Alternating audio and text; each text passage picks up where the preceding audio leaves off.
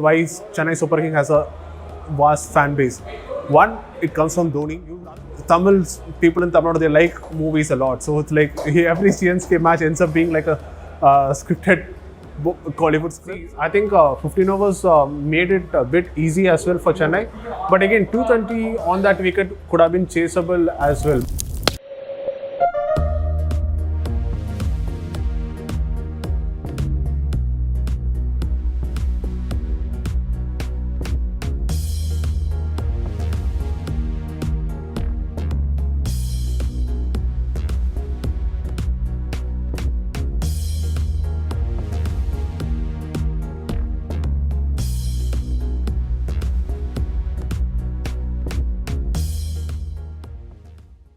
Interesting question when you ask about why Chennai Super King has a vast fan base.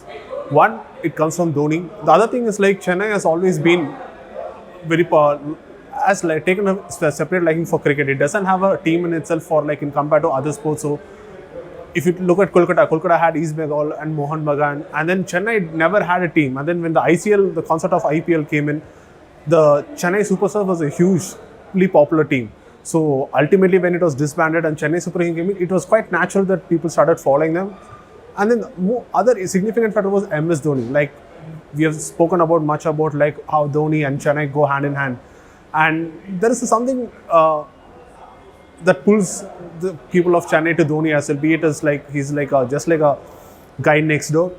So that's sort of a part of, and then the brand of cricket they play. It's like Tamil people in Tamil Nadu, they like movies a lot. So it's like every CSK match ends up being like a scripted Bollywood script. So that I think that's sort of a connect as well. And then even the small things, be it the Whistle Podo campaign, how they started it, and then how the entire franchise was named. They, if I'm not wrong, they ran a campaign asking the fans to suggest their names for the franchise, and then the majority came up with Chennai Super Kings. So I think all these things are also factored in.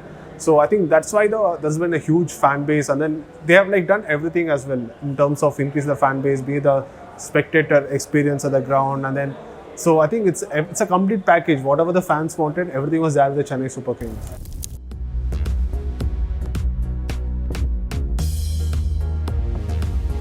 If you look at Chennai Super Kings, they have like qualified for the playoffs, except 2020 they didn't qualify, and they didn't qualify in 2022. In both the seasons, they were not. They didn't. One of the key things of Chennai Super Kings is like the preparations. In 2020, they were like hit by COVID wave, and then there were like a few positive cases in the camp, and they didn't have a start.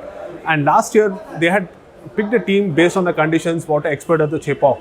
But when the tournament being played again in Mumbai alone, so Mumbai is a place where like Chennai doesn't have a good record as well, because their game plan doesn't shoot the wickets in Mumbai as well. So that had a role in play, and then they had like few key names missing, and they never look like having a very balanced squad.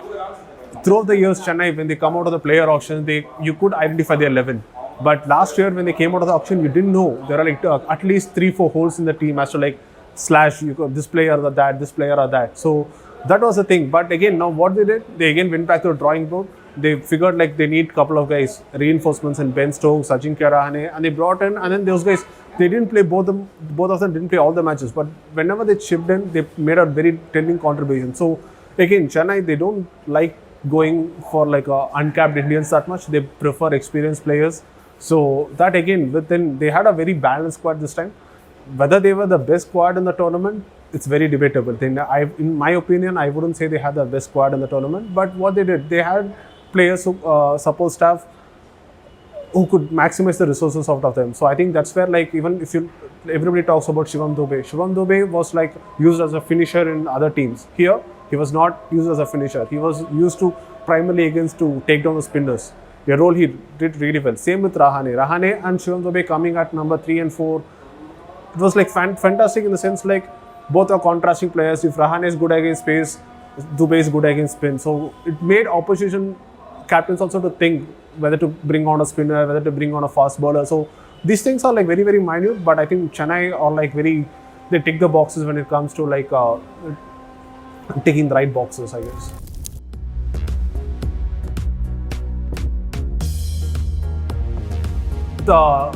Comes down to defining the roles at the start of the season. If you look at it, when Rahane came in, he was like, he always came with the tag that he's an anchor player. But when he came here, Chennai told like, no, you're not anchor. So they told him like, you're not an anchor. Why do you think just because everybody tells you're an anchor, you're not an anchor? So they made him like, they freed him up.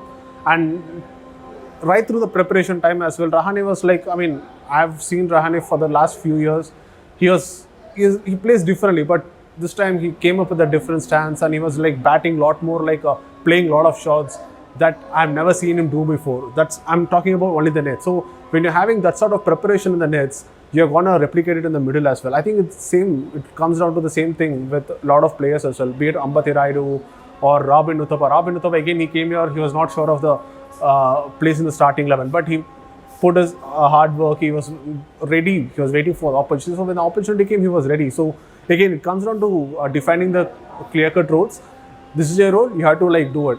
And then there is no compulsion, you have to practice every day. So it's all about you having optional sessions and then what you want to ace in those sessions. So I think that's where the environment speaks for itself. I think each player is a product of the environment. So it's all about like creating that right sort of environment, and then which I think Stephen Fleming, Mike Hussey are really, really good at.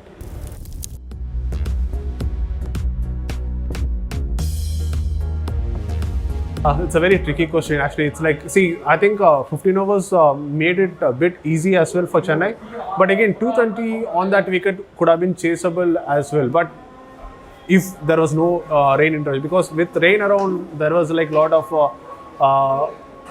wet spots in the ground, and then there are like your bowlers are bowling with wet ball at times. But had there not been rain, it would have been really difficult because the wicket was getting slower and slower, and then you know how good Rashid Khan and Noor Ahmed are, like, and then those 8 overs of spin would have like really like sort of strangled Chennai Super Kings in the middle. So I think rain did work to an advantage of the Chennai Super Kings, but again, like in a final, whether it is like you're chasing over 11 and over, it's never easy. So for Chennai to do it, I think they kept it simple. Winning the toss and choosing to bat. Yeah, definitely. That is like typical, like, because in a game where there is rain forecast, it's like not a rocket science of the teams choosing to bowl first. So I think there everything went to the plan. That's what again I say, like, again scoring 11 and over is not easy, but Chennai, they just picked the right thing. They played out Noor Ahmed, and then after that they knew like it's all about finding 1-6 and 3-4 singles. So I think they are really good at those things. So I think they picked the pockets and then they crossed the line at the last ball.